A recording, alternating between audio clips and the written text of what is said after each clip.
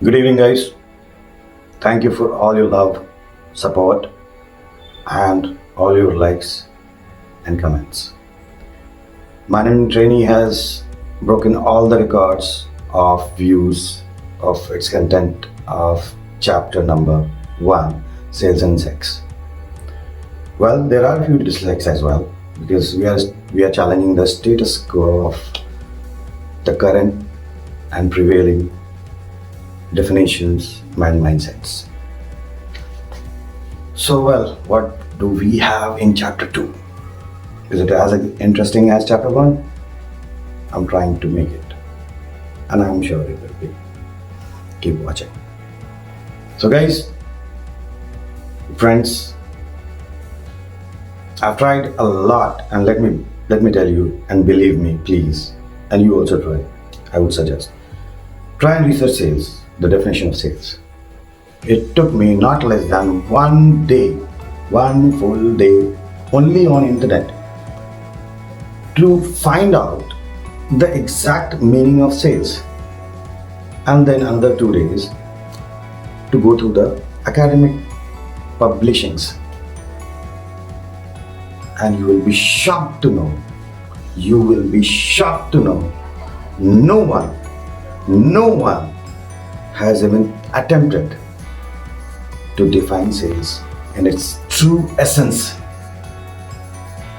Sales is still carrying the old school badge, the same stereotype definition, still carrying it. So what do we do in management training? In our chapters, what do? We make a statement and then we try to prove it by references of authentic sources. The aim of sales is to satisfy customers, according to Mr. Philip Kotler. Now, I tried a more theoretical relation of sales and theoretical explanation of sales. So, you all guys must be knowing Oxford English Dictionary, right from our schoolings, right? We used to talk about Oxford English Dictionary, right? So, according to Oxford English Dictionary, sales is a transaction of goods or services in exchange of money. According to Merriam-Webster Dictionary, the transfer of ownership of title of one good or property from one person to another person for a price, again money, is called sales. According to Collins English Dictionary, the sales of good is the act of selling for money. According to Economic Times, a transaction that includes an exchange of services or goods for a certain amount of money is sales. So, the common element in all these definitions is money. And in this chapter, we are going to challenge these definitions of sales and going to redefine sales in its true sense by Harvard Business Review from Harvard Business School. Out of 479 US business programs accredited by Association of Advanced Collegiate Schools of Businesses, only 101 have a curriculum of sales, and merely 15 out of them provide MBA in sales or some sort of sales related program in their curriculum.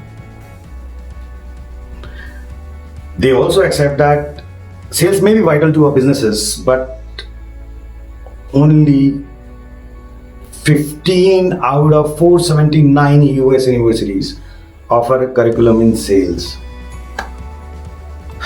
I talked about few bodies omitting sales in our chapter 1, right? And I told that I'll be coming to it. Here is where I'm coming to it. And I'll be putting my link in the description for chapter number 1. Please go through it. The Sales and Sex, chapter number 1. So, well, this is the importance of sales. Out of 479, only 15 schools of businesses, elite schools of businesses in US, offer any curriculum that is related directly to sales. And out of 350,000 students a year who earn bachelor's in business from American universities, or 170,000 who earn masters in business in American universities, on a teeny tiny little bit or even taught about sales. So these are the bodies. See, sales doesn't exist. Academically, theoretically, doesn't exist. But sales is like oxygen in the air that exists because the proof is we breathing in 24/7 in order to exist. It's just like oxygen. It's not visible enough. It is not apparent enough like smoke. But it's as vital and as invisible as sales. So, and this will be our reference number 1. It's not management trainee speaking, it's the Harvard Business Review. Again, we are talking about references. Because we have made a statement, now we are going to prove it. And the statement is not yet made. Please be hooked up. I'll be going to make a statement and I'm going to define sales. Well, let's move back before money, as in, the common element of all the definition of sales. Right from Oxford to Collins to Economic Times to Merriam-Webster and every other sources, okay? So let's talk about money, because money is the common element, right? So when was money invented? It was invented not until 2000 BCE. Okay. So what used to happen? Civilization was there until before 2000 BCE, right? So what actually was in place of money or currency, and how did people trade before money even existed? Let's see.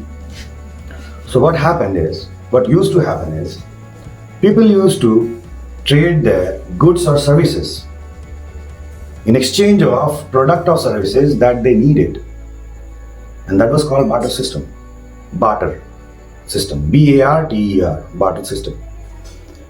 I have something of value and you have something of value, and we exchange it because I think that it is going to add value to my life, and you think that it is going to add value to your life, and then we exchange those things without the involvement of money, and the sale happens, and most interestingly, without any involvement of money.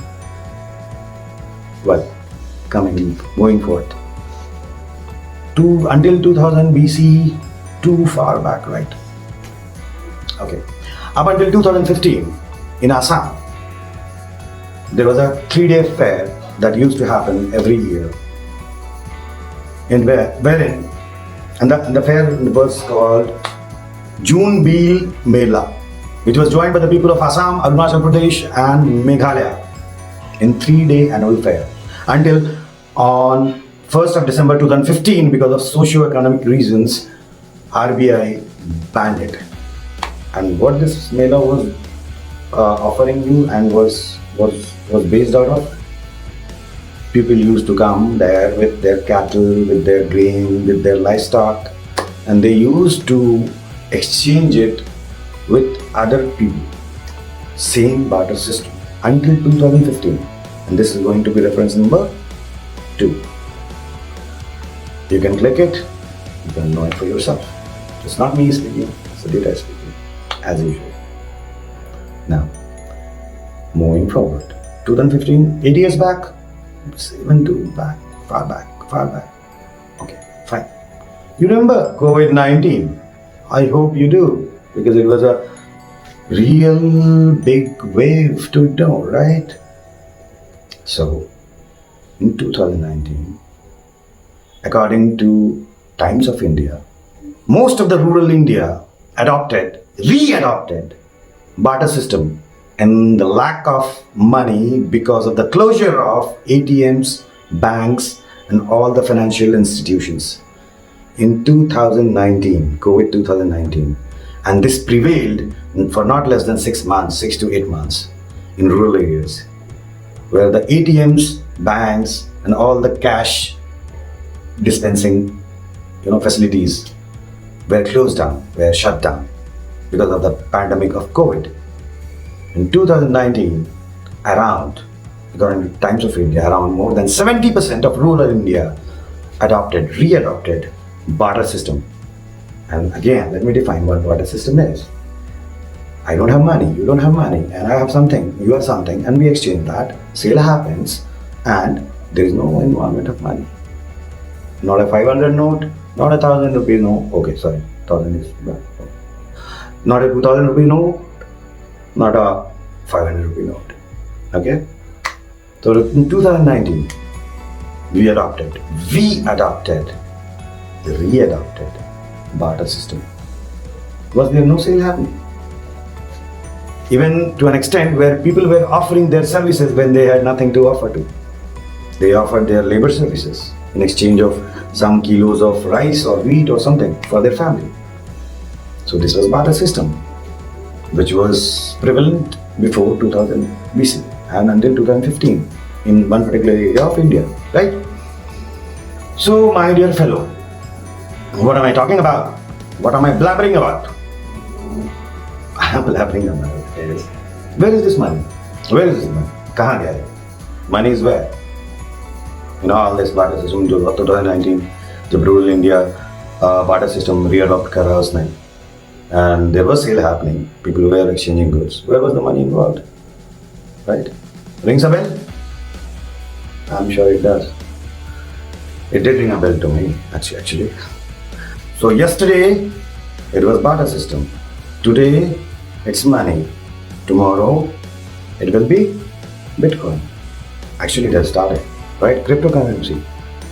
Please research it. It's nothing but the power of cryptography. Obviously, measured in money and gold. So, tomorrow, are you sure the money will exist? Are we sure the money will exist? So, tomorrow, will there be no sales? So, tomorrow, are we not going to buy food for our family? Are we not going to buy clothing for our family? So where is this money? So this common element that everyone was defining sales upon, all the definitions based on money. So if money does not hold ground, does the definition hold ground? As I said, yesterday was barter, today is money, tomorrow is Bitcoin. So, are these definitions correct? Food for thought. You please comment. I would love to hear from you. Are these definitions from all the authentic sources correct? I'm sure you must have got an idea that it's not something that defines sales. Because tomorrow, again, we'll be buying and selling. But maybe there won't be any money. Right? Now this gives us a dead end and makes us think, what actually is sales? What actually is sales? Sales is the transaction or exchange of values according to management training.